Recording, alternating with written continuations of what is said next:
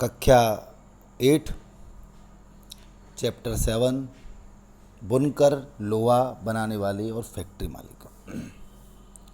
इस अध्याय में हम कपड़ा और लोहा व इस्पात उद्योग, इन दो उद्योगों का विशेष अध्ययन करेंगे। हम यह भी देखेंगे कि ब्रिटिश शासन के अंतर्गत भारतीय कारीगर और उद्योगों की दशा क्या थी, किस स्थिति में वो थे। आधुनिक विश्व में औद्योगिक क्रांति की दृष्टि से ये दोनों ही उद्योग बहुत महत्वपूर्ण थे। सूती कपड़े के मशीनी उत्पादन ने ही 19वीं सदी में ब्रिटेन को दुनिया का सबसे बड़ा औद्योगिक राष्ट्र बना दिया था। 1850 के दशक से जब ब्रिटेन का लोहा व इस्पात उद्योग भी पनपने लगा तो ब्रिटेन दुनिया का कारखाना कहलाने लगा। दुनिया के अंदर उसका डंका बजने लग गया।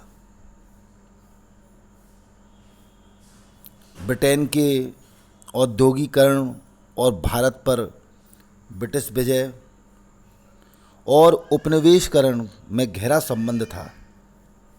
ईस्ट इंडिया कंपनी के व्यापारिक हितों की रक्षा करने के लिए किस तरह भारतीय भूभागों पर, भारतीय क्षेत्रों पर कब्जा किया गया और किस तरह व्यापार का ढांचा बदलता गया। 18वीं सदी के आखिर में ईस्ट इंडिया कंपनी ने भारत से चीज़ें खरीदती थी और उन्हें इंग्लैंड और यूरोप के जो बाज़ार होते थे उनमें बेच देती थी। यहाँ से वो सस्ते दामों पर यहाँ के जो व्यापारी थे उनसे वो सामान खरीदती थी और इंग्लैंड और यूरोप में ले जाकर उन्हें बेच देती थी। इससे उन्हें भारी मुनाफा होता था। इस क्रय विक्रय से उन्हें भारी मुनाफा होता था।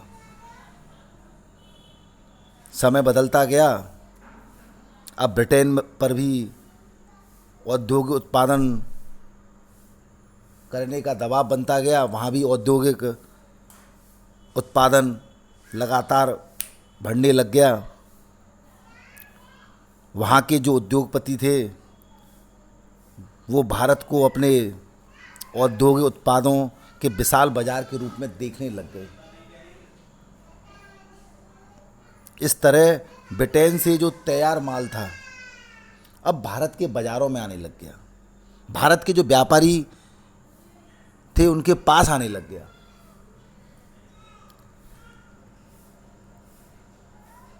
इससे शिल्पों और उद्योगों पर काफ़ी असर पड़ा। क्यों कि वहाँ से जो माल भारत के अंदर आता था उसमें क्वालिटी की तो कमी थी, लेकिन उसके जो दाम थे वो कम थे, जिसके कारण यहाँ के जो रहने वाले लोग हैं, यहाँ के जो बाज़ार हैं, वो उनको हाथों हाथ लेने लग गए। इनसे काफ़ी नुकसान भी हुआ।